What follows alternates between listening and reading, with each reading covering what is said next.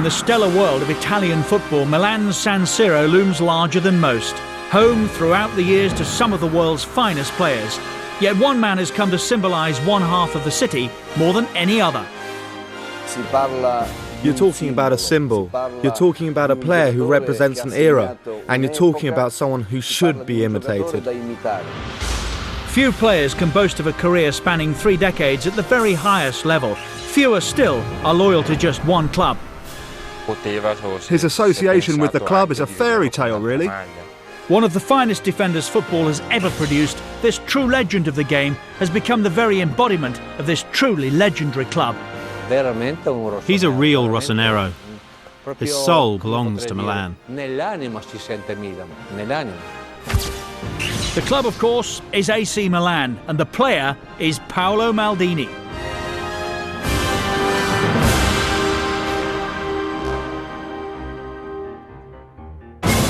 In terms of the modern game, Paolo Maldini is something of a throwback. Serie A debut at 16, still playing aged 40.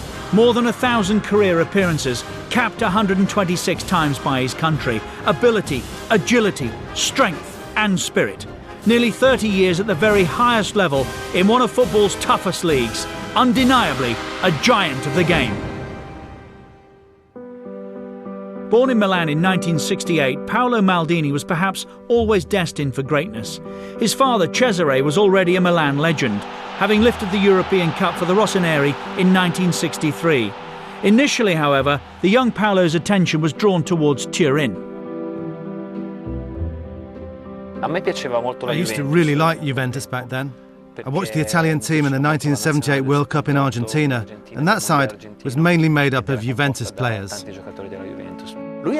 He used to have a poster of Bettega. I remember in his bedroom there was a big poster of Bettega. I was the one who gave it to him. The allegiance was not to last. At the San Pio Oratory, the young Paolo enjoyed playing in goal, though his talent as an outfield player was all too obvious. A question posed by his father unwittingly created one of football's most enduring relationships. Paolo would forever be linked with Milan. Obviously, I spent my whole life in the Milan shirt. And even today, I'm a big Rossonero. But I asked him if he wanted to go for a trial with Milan, the Rossoneri, or with Inter, the Nerazzurri. Paolo immediately said, no, Milan. I want to try out for Milan. I bought my boots in the morning and then went to Milan for my trial. They asked me what my position was and I told them that I didn't have one. So they played me in the one position that they hadn't filled, which was on the right wing. And they signed me up pretty much immediately, on that first day. The name Maldini once again belonged at Milan as Paolo followed in his father's footsteps. Yes, at first you could have thought that it was inevitable that he'd train with us in the first team, simply because of his surname. And we didn't know what to expect, as that's an important surname in Milan's history. He didn't talk about it, but you could see it a bit at the beginning. But then it soon became obvious that there was no arguing about his ability as a player. To be honest, you can't get into a first team like Milan's on name alone. Paolo's next step was to conquer the San Siro. I'd been to the San Siro a few times as a kid, so it had that mythical aura about it for me. The first time I walked out, I was actually on the bench. I remember it was a Milan v Fiorentina game in the snow. If I'm honest, I hoped that I wouldn't come on because I was a little afraid. That trepidation remained with the teenager until he finally made his debut, aged just 16, in 1985.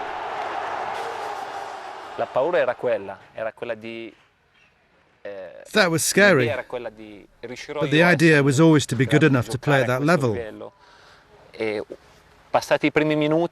I remember after the first few minutes I got the ball and I passed it back to the keeper, and it was only then that it dawned on me that I was finally playing in Serie A. And playing in good company too, alongside the legendary Franco Baresi. He was very young, so I tried to give him some advice, but he needed very little. He was already a great player. It was immediately obvious that here was a top-class player. Even at 17, he had a strong character and was eager to learn.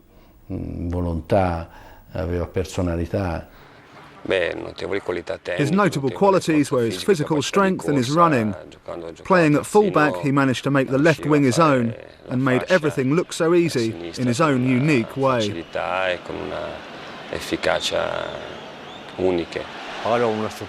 He has an extraordinary physique.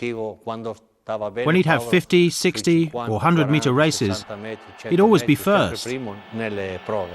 So he's got the physique of an athlete, not just a footballer.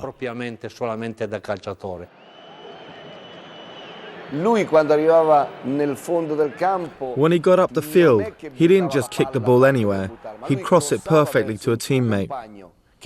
So he had this great talent, great balance and great technique.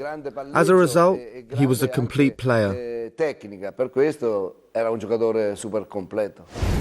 In 1986, with Milan on the verge of bankruptcy, Silvio Berlusconi arrived as president with the sole intention of transforming the Rossoneri into the greatest team in the world. A year later, Arrigo Sacchi was appointed as manager. If I compare him with his predecessor, Mr. Liedholm was much more focused on the physical side of our game, but less on the mental side.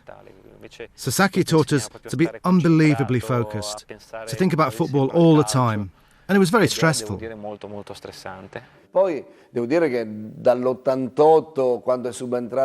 From '88, when Sacchi arrived, they had a much more competitive team.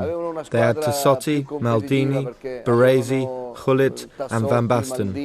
They had great players, allied to a great coach, and in those years they started to win, not just in the derbies, but also cups and championships.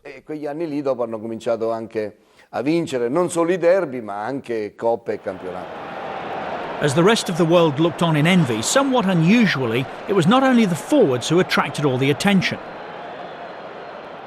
The spine of that team was very important. The defence was extremely strong. We managed to become a very well-drilled unit.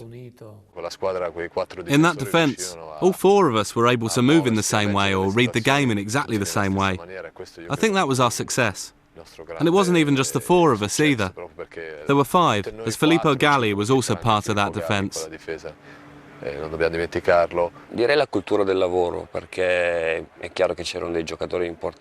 was the culture of hard work. Obviously we had good technical players like Gullit and Van Basten, but we had a strong Italian spine led by Baresi, Maldini, Costa Curta, Tassotti, Donadoni and Ancelotti. Very important players who were also top class. With such a group of players, success was inevitable. Paolo's first taste of silverware was the 1988 Scudetto, cementing his place in Milan's history, and all before his 20th birthday. I think that was the year he established himself, where he imposed himself as a great player, and we won the Scudetto in 1988.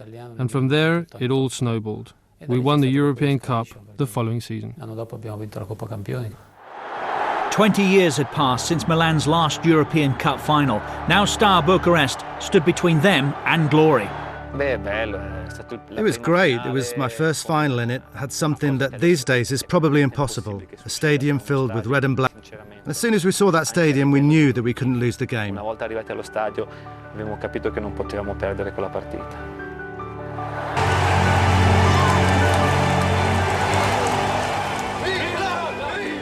Berlusconi's dream was becoming reality.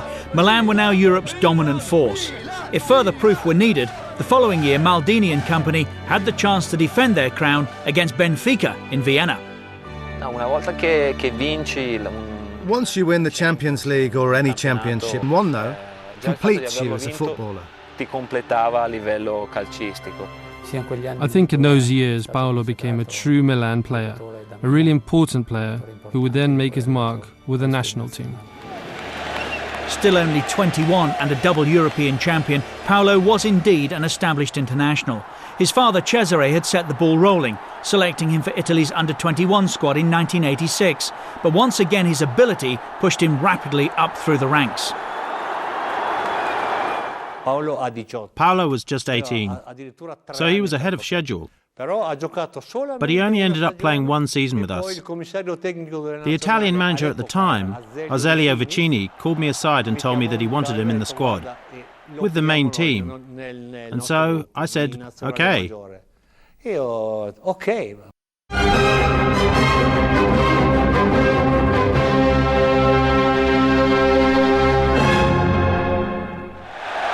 Paolo's first full international tournament was Euro '88, where Italy reached the semi-finals, only to lose to the USSR. In 1990, this time as the host nation of the World Cup finals, Italy again reached the semi-finals. The opposition was Argentina. The venue was Napoli's San Paolo Stadium, home of Diego Maradona. It was Paolo's first experience of a penalty shootout, but it wouldn't be his last. I think in that World Cup we deserved to get to the final. We played so well.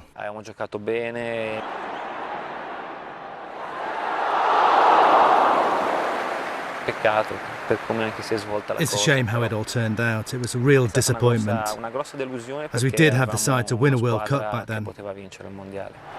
Milan, though, remained all-conquering. With Fabio Capello now in charge, they won 4 Scudettos in 5 years, including a spell of 58 games unbeaten.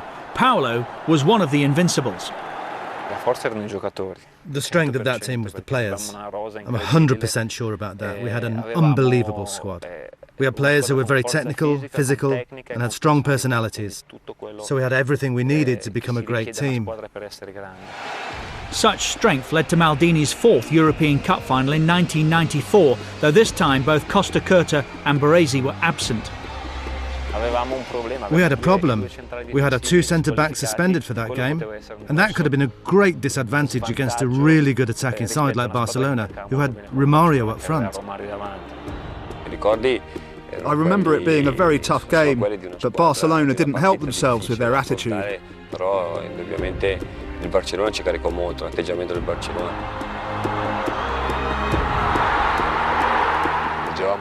They were treating the game as if it would be a stroll in the park, rather than a Champions League final, against a team who'd already... One of their directors had his photo taken with the cup before the game. We read the papers. We were gobsmacked.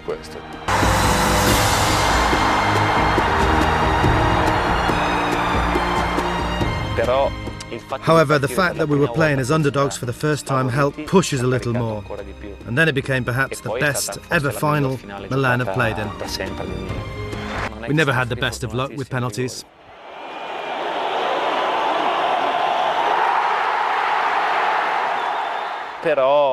However, this time I think we came up against a side like Brazil who had actually played better than us throughout the tournament. And who deserved to win it on the day too. For Baresi, it was almost the end. The captain's armband was passed to Maldini. 2 years later, spirits were high in the Italian camp as Maldini led his country into Euro '96 in England.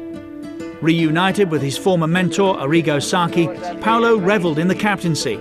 As relaxed and as accommodating as ever, he still remained focused on all things Italian. Voglio chiederti una cosa, e se puoi rispondere in inglese? Perché... No. Assolutamente? Assolutamente. Anche se ti chiedo la domanda? No. Dico no. Ma per la pubblicità la fai? No. Ok.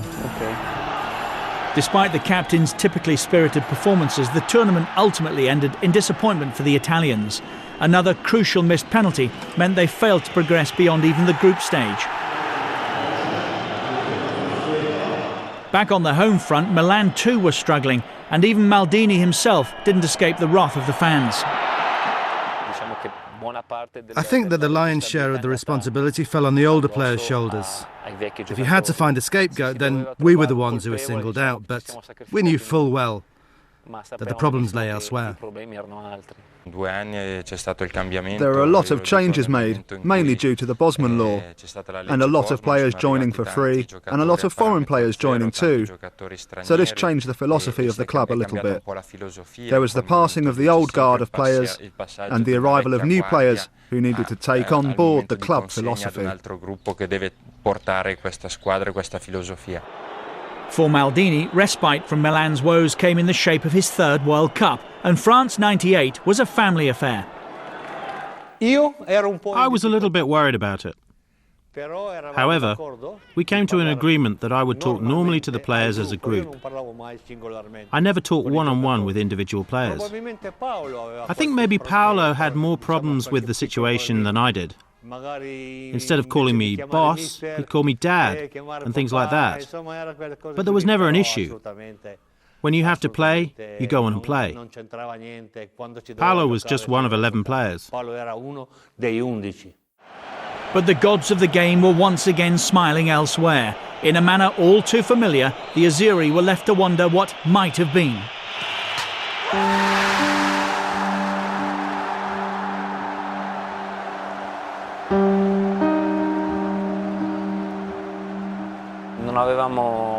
I don't think we were as strong as the sides in 94 and 90, but even then, if it wasn't for that defeat against France, we would have been up against Croatia in the semi-finals, and the door to the final would have been wide open. As the new millennium arrived, history was made. Paolo made his 113th international appearance and became at the time Italy's most capped player. But opportunities for international glory were few and far between, and in the final of Euro 2000, another slipped away. Once again, France were the victors, this time courtesy of David Trezeguet's golden goal. I think maybe that team was a little weaker than before. We'd given everything we could give. We had to accept the result, even if it wasn't the right one. Sadly for Maldini, such a result remained forever elusive. In 2002, the World Cup in Japan and Korea proved to be his international swan song, and not a happy one, as once again Italy was struck by the curse of the golden goal against the hosts, South Korea. That was horrible. A horrible exit. A ridiculous game. It was just a really bad memory there. In part because of the atmosphere out there in the Far East. It was totally different to what we were used to from the football fans, in the way they supported teams and so on.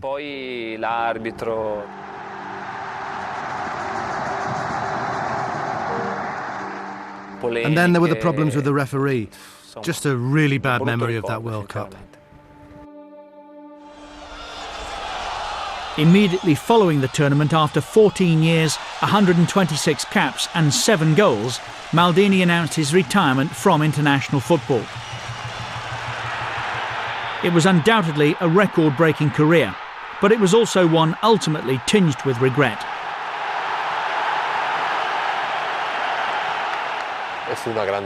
It was a great disappointment for him. Paolo never achieved what he should have done with the national team, even if he did get to a final. In all the World Cups I played in, Italy have always been one of the main contenders. But there is such a small difference between winning and losing. At international level, I think Paolo has been one of the all-time greats. Not just in Europe either. He's known all over the world for his ability, his bravery, and the way he handles himself. Italy's loss was Milan's gain. The captain returned to his club, determined to lead them back to European glory. Defeats in 1993 and 95 had not been forgotten, and the Champions League final of 2003 brought together two of Italy's biggest clubs. It had been a long time since we were one of the big hitters in the Champions League, so we immediately realised the importance of the occasion. The final went to penalties.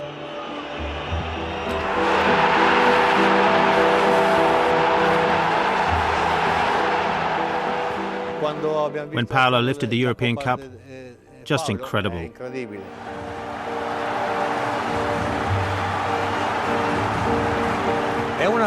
It's something exceptional for both of us to have lifted the European Cup, and then both of us doing it in England too. Incredible. One of us in Manchester and the other myself at Wembley. Just incredible. These are emotions that the good Lord gives us only occasionally, that go beyond football.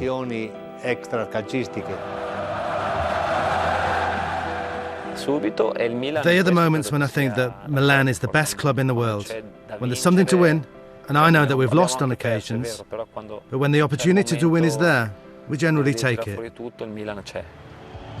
One such opportunity not taken by Milan came 2 years later against Liverpool in Istanbul. Paolo's 7th European Cup final saw him make his mark early in one of the most... My first memory is my goal, which I got after only 40-odd seconds, which is... But I'm afraid fate wasn't with us that day. The second half saw Liverpool stage an incredible comeback. From 3-0 to 3-3 in 6 remarkable minutes. Apart from that short period in the second half, when they scored 3 goals, Milan were much the better team, physically and tactically. And I have to say that the way the game finished left a really bitter taste in the mouth. But as a team, we couldn't say anything, as we played the near-perfect game. 2 years later, in Athens, Milan were out for revenge. Destiny can give you some bitter surprises as well as some good ones. We had everything to lose against Liverpool, as they'd already beaten us once. If they'd beaten us again, then they really would have killed us off. But we drew on all our strength.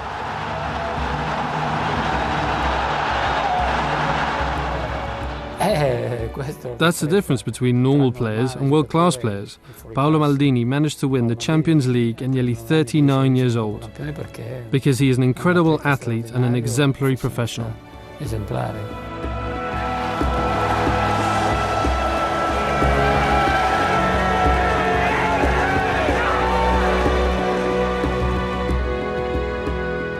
When Maldini finally retired in 2009, Milan retired his number 3 shirt, a fitting testament not only to one of the most successful players of all time, but also to the longevity of his career at one of the world's greatest clubs.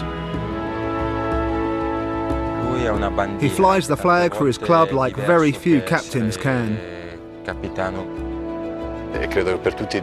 So for all the players who come here, even Ronaldinho, one of the last big names to sign, they all want to see Maldini. Because when you think of Milan, you think of Maldini. It's a fact that Paolo has never once thought of moving to another team. Never. It's part of my life. I started playing here when I was 10, and I'm still here at 40. Most of my life has been spent here at Milan. Apart from that, there's also my father's history here that binds me even more to the club. So it's definitely a huge part of my life.